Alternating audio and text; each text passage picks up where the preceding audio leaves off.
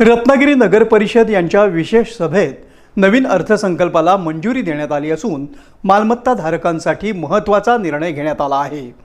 शासनाच्या निर्देशानुसार स्वच्छता, दिवाबत्ती आणि अग्निशमन या 3 सेवा करांचा समावेश करण्यात आला असून यामुळे मालमत्ता करात लक्षणीय वाढ होण्याची शक्यता आहे।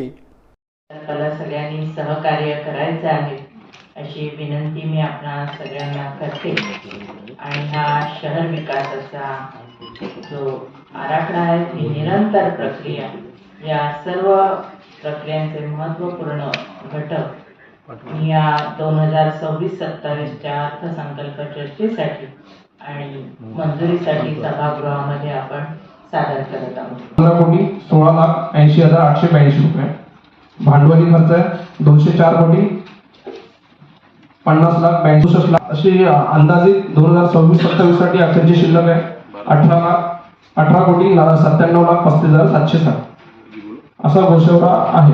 नमुना अग्निशमन पथक सेवा चालवण्यासाठी ज्यात अग्निशमन अधिकारी कर्मचारी यांचे वेतन भत्ते आणि इतर अग्निशमन साहित्य खरेदी करण्याचा खर्च भागवण्यासाठी शासनाचे पत्रानुसार अग्निशमन कर लागू करण्याबाबत नगरपालिकांना आवश्यक निधी उपलब्ध व्हावा म्हणून महाराष्ट्र नगर परिषदा नगरपंचायती व औद्योगिक नगरी अधिनियम 1965 चे कलम 105 पोट कलम 2 मध्ये एकत्रित मालमत्ता करात अग्निशमन कर हा कर फ नव्याने समाविष्ट करण्यात आला असून तशी सन 1992 पासून तरतूद करण्यात आली आहे।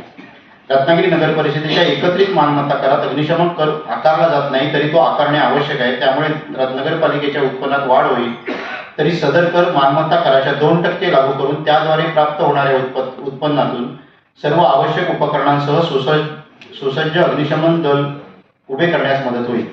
नुसार दिवाबत्ती कर लागू करण्याबाबत विचार विनिमय करणे, सेवेशी सविने सादर करण्यात येईल। रत्नागिरी नगर परिषदेच्या विद्युत विभागामार्फत संपूर्ण शहरामध्ये एकूण 8,500 LED पद्धती दिवे लावण्यात आले आहेत। त्याची देखभाल दुरुस्ती रत्नागिरी नगर परिषद विद्युत विभागामार्फत केली जाते आणि सदरची देखभाल दुरुस्ती पूर्णपणे नगर परिषद फंडातून खर्च केली जाते। शहरातील पथदिवे देखभाल दुरुस्ती करता प्रतिमाह साधारण 6 ते 6.5 लाख खर्च येतो। तसेच पथदिव्यांचे प्रतिमाह वीज बिल 15 लाखाच्या दरम्यान येत असते। महाराष्ट्र नगर परिषद अधिनियमाच्या कलम 105 नुसार नगर परिषदेने खालील कर लावणे अनिवार्य आहे। कलम 105(1)(ब) नुसार नगर परिषदेच्या हद्दीतील ज्या भागात दिवाबत्तीची सोय करण्यात आली आहे किंवा ज्या भागात दिवाबत्तीची सोय करण्याचा नगर परिषदेचा विचार आहे अशा भागातील सर्व इमारती व जमिनींवर दिवाबत्ती कर लावण्यात येतो। कराचा उद्देश शहरातील सार्वजनिक रस्ते, गल्ल्या, उद्याने आणि सरकारी इमारतींच्या परिसरातील दिवाबत्तीचा खर्च भागवण्यासाठी हा कर घेतला जातो। त्यामध्ये खालील बाबींचा समावेश होतो: वीज बिल भरणा, नवीन खांब व दिवे बसवणे, दुरुस्ती व देखभाल खर्च। सन 2026-27 या आर्थिक वर्षासाठी दिवाबत्ती कराचे दर निश्चित करण्याकरता कर विभागाकडे सदरचा विषय वर्ग करणे इष्ट होईल। हे कर लावले का गेले नाही किंवा याचे प्रयत्न का केले गेले नाही हे सगळं बर्डन आमच्यावर पण येणार आहे। नगरपालिका प्रशासक असताना जर कर्जात गेली असेल तर सगळे जे बाबी आहेत ते आमच्यावर येता कामा नाही। सगळ्या गोष्टी हे सभागृहाचं माध्यमातल्या सगळ्या नगरसेवकाचं म्हणणं असेल असं मला वाटतं। विरोधाला विरोध करत नाहीये, पण ज्यांची असेसमेंट 100 रुपये आहे, आजही आमच्या इथे अशी घरं आहेत की त्यांची असेसमेंट 100 रुपये आहेत, ती भरायला सुद्धा त्यांना जड जाते।